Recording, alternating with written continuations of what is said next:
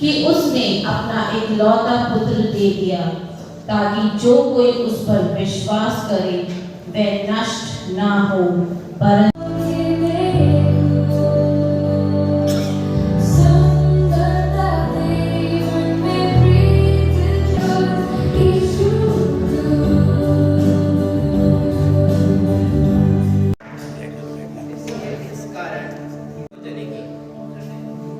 और उसका नाम इमैनुएल रखेगी।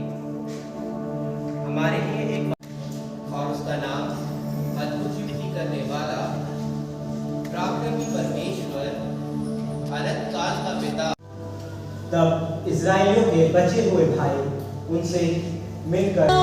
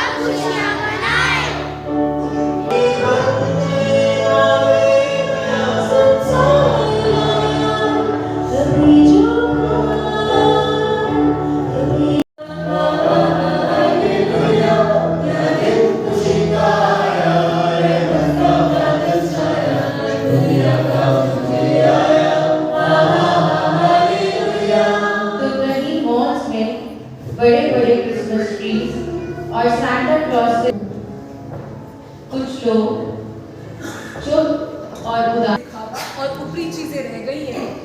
सब खुश तो हैं और तैयारियां भी कर रहे हैं, पर क्या आप सबने देखा प्रभु यीशु मसीह जिसका हम जन्मदिन मना रहे हैं वो इन तैयारियों में कहीं है ही नहीं। अब तो क्रिसमस एक्सप्रेस बन गया है और लोग परमेश्वर उद्धारकर्ता को भूल गए हैं। अब क्या कर सकते हैं? आइए हम भी उनके साथ तैयारी में कुछ हाथी बटा लेते हैं। पर कमी है तो सिर्फ क्रिसमस के सही मतलब की। आइए देखते हैं आज के समय में क्रिसमस की वास्तविकता क्या है। क्रिसमस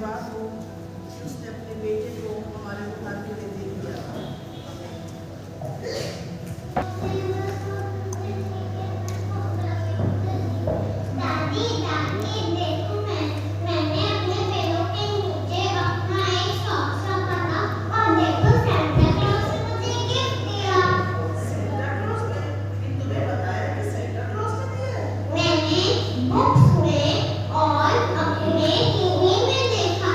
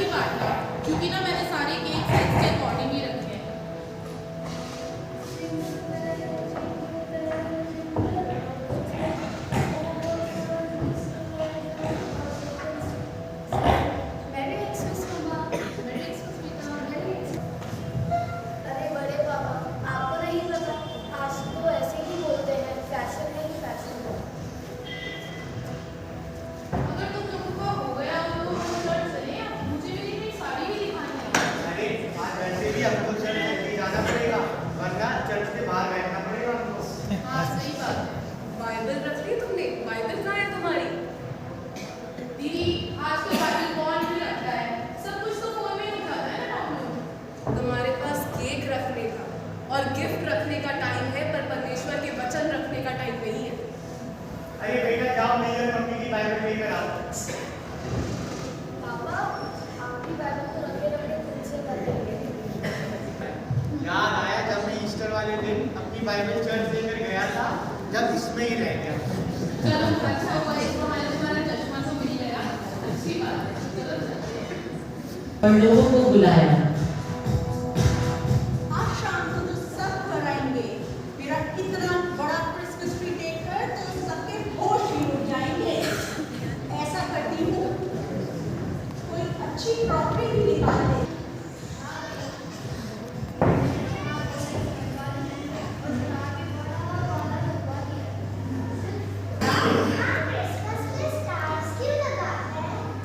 बेटा, ताकि सबको पता चले कि हम क्रिश्चियन हैं।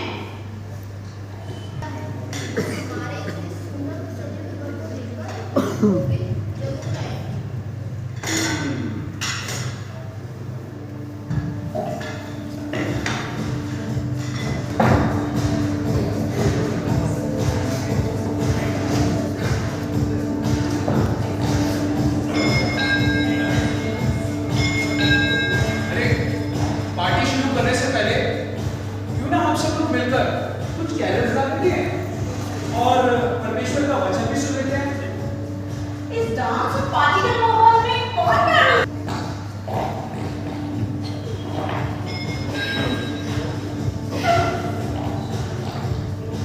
इस परिवार के सदस्य ने क्रिसमस के दिन यीशु को बुलाया और निमंत्रण देकर भूल गया।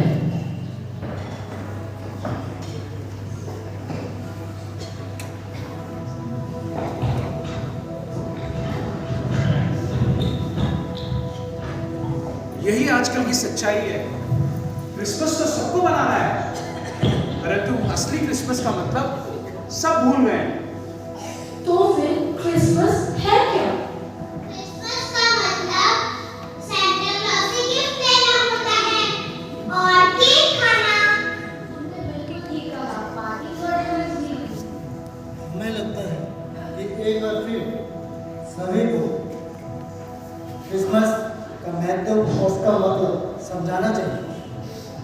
वाओ, मैं तो कितनी ज्यादा एक्साइटेड थी, पर आज से तो सब खत्म हो जाएगा। खत्म नहीं बच्चों, ये तो बस शुरुआत है। क्रिसमस अंत नहीं मगर शुरुआत है हमारे उद्धार की। चलो आओ तुम सबको बताते हैं ये ऐसे हो। जब संसार में पाप बहुत बढ़ गया, तब परमेश्वर की ओर से यह योजना बनाई गई कि वह अपने इकलौते पुत्र को हमारे उद्धार के लिए संसार में भेजेंगे। यह खुशखबरी स्वर्गदूतों द्वारा इस प्रकार लोगों में बताई गई। जिब्राइल फरिश्ता गलील के नासरत में एक कुंवारी के पास भेजा गया जिसका नाम मरियम था। आनंद और जय तेरी हो जिस पर ईश्वर का अनुग्रह हो, प्रभु तेरे साथ है। ये किस प्रकार का अभिवादन है? हे मरियम, भयभीत न हो, क्योंकि परमेश्वर का अनुग्रह तुझ पर हुआ है।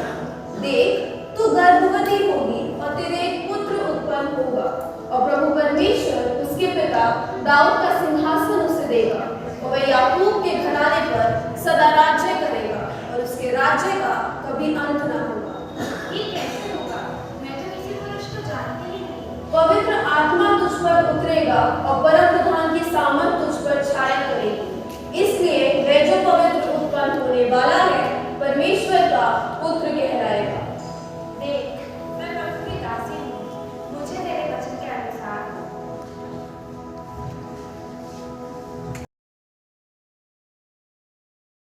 और पवित्र आत्मा में बने रहना।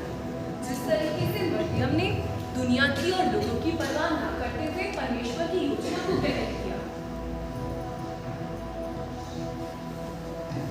जीसस के पापा थे कौन?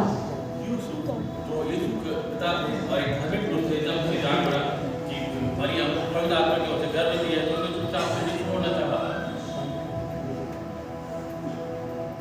तब मरियम ने उसे एक कपड़े में लपेटकर चरनी में रखा। सोच ही में था तो प्रभु का एक स्वर्गदूत उसे स्वप्न में दिखाई देकर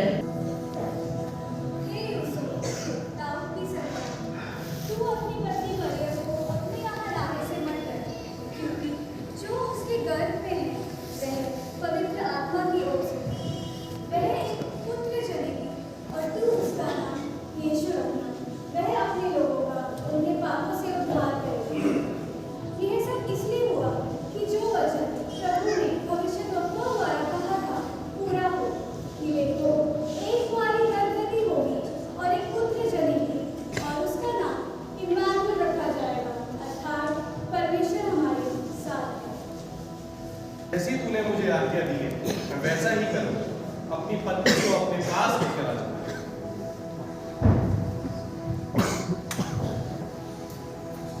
अपनी पत्नी को अपने घर ले आया।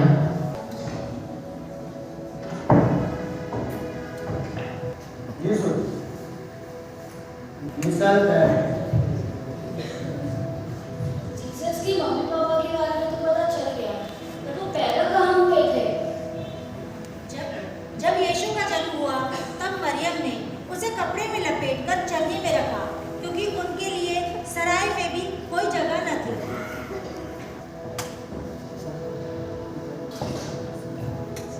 कितने गडरिये थे जो रात में मैदान में रहकर अपने झुंड का पहरा देते थे, और प्रभु का एक दूत उनके पास आ खड़ा हुआ और प्रभु का तेज उसके चारों ओर चमका और वे बहुत डर गए।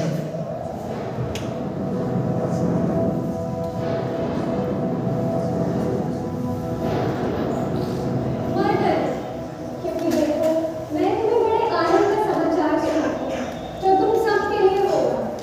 आज दाऊद के नगर में तुम्हारे लिए उद्धार करता है। उसका तुम्हारे लिए यह पता है कि तुम एक बालक कपड़े में लेटा और चलने में पड़ा हुआ पाओगे।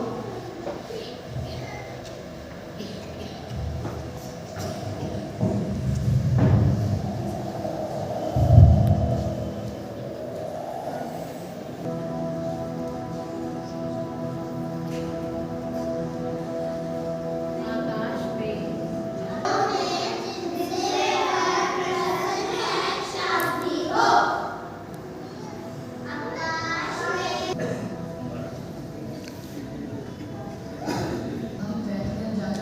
हमें ये भी बताता है कि प्रभु अपनी महिमा के लिए विनम्र लोगों का उपयोग करते हैं। हमें दीन और नम्र रहना चाहिए। जिस तरीके से स्वर्गदूतों की बात सुनकर चरवाहों ने यीशु को देखने का निर्णय किया, उसी तरीके से हमें भी परमेश्वर के हर एक काम के लिए हमेशा तैयार रहना चाहिए।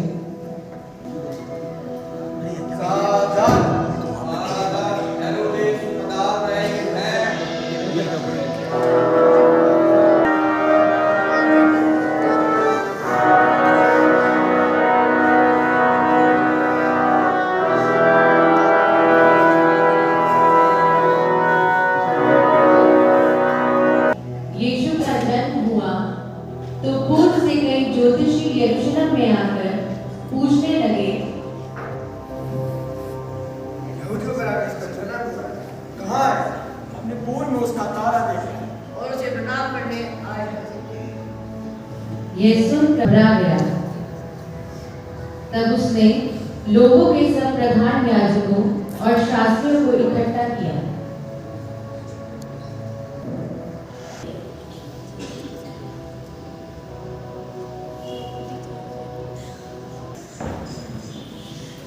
बैतलहम जाओ और उस बालक के विषय में ठीक ठीक मालूम करो, और जब वो मिल जाए तो मुझे भी आके समाचार दो, ताकि मैं भी उसे जाके प्रणाम कर सकूं। वे राजा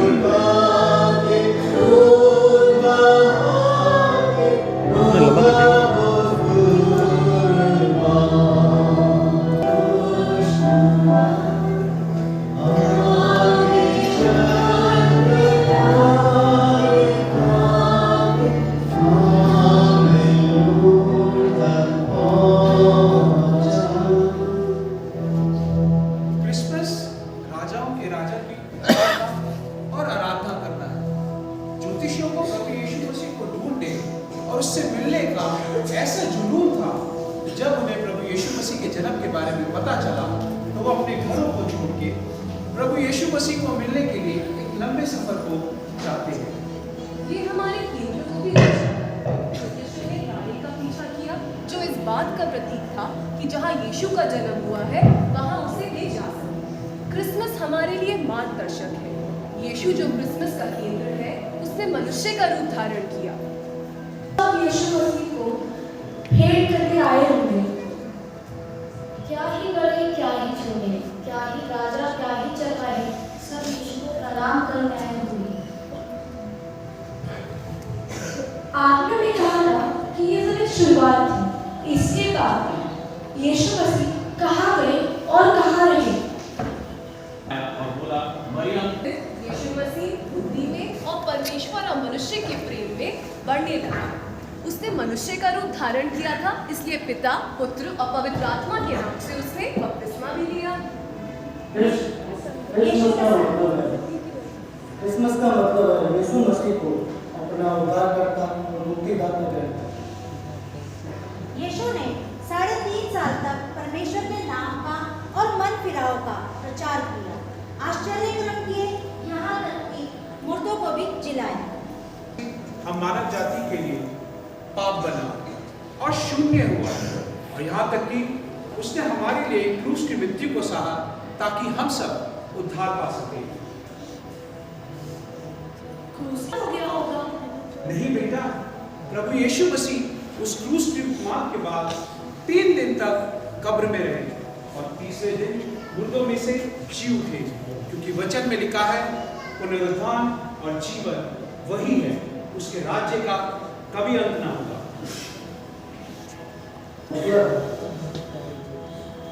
यीशु मसीह को अपना मुक्तिदाता और उद्धारकर्ता कहता है। मतलब क्या है कि हम परमेश्वर को जानें, हम यीशु मसीह को जानें और यीशु मसीह को ही अपने क्रिसमस का केंद्र बनाएं और उसी के नाम से हम चेले भी बनाएं। मेरे परमेश्वर प्रधान जी को ही आगे दी इन जगत में और मैं चाहता हूँ आगे बढ़ूँ।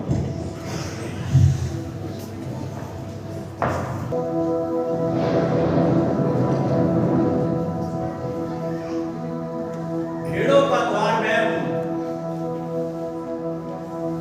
मेरे द्वारा जो प्रवेश करेगा वो उद्धार पाएगा और भीतर आया जाया करेगा और चारा पाएगा।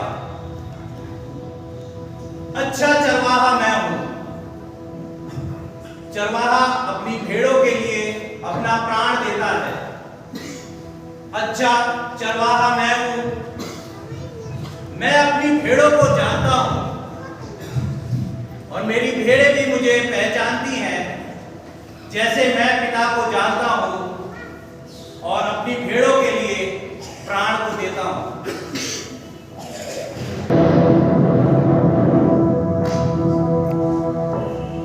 देखो, मैं तुम्हें अपने वहां लेने आया और अब मैं जाकर तुम्हारे लिए जगह तैयार करता हूँ और फिर मैं आकर तुम्हारे को अपने साथ ले जाऊंगा, क्योंकि जहाँ मैं रहूँ वहाँ तुम भी रहो। जहाँ मैं जाता हूँ वहाँ का मार्ग तुम जानते हो, क्योंकि मार्ग, सत्य और जीवन मैं ही। बिना मेरे द्वारा मैं तुम्हें आराम नहीं छोड़ूंगा, थोड़ी देर रहने ही संसार को जीवन देखेगा, क्योंकि मैं जीवित हूँ और तुम भी जीवित रहोगे, क्योंकि पुनरुत्थान और जीवन मैं ही हूँ। आइए आज हम ये जाने और अपने हृदय को जांचें और परखें कि आज यीशु हमारे दिलों में जन्म ले। आइए आज हम अपने घरों के साथ साथ अपने हृदय को भी सजाएं। होने दीजिए कि इस क्रिसमस पर हम यीशु की उस यात्रा को गहराई से समझें, जिसमें न केवल उद्धार परंतु त्याग और बलिदान भी था। न केवल घर में ताला लगाकर हम ये दर्शाएं कि हम सच्चे और जिंदा मसीह को मानते हैं और हमारे व्यवहार से यह पता चले कि हम यीशु के अनुयायी हैं। आज हम अपने आप को जांचें, कहीं ऐसा तो नहीं है कि कि हम यीशु को निमंत्रण देकर भूल गए और दुनिया के चकाचौंध में इतना घुल मिल गए कि क्रिसमस के कहीं सही मतलब को भूल तो नहीं गए।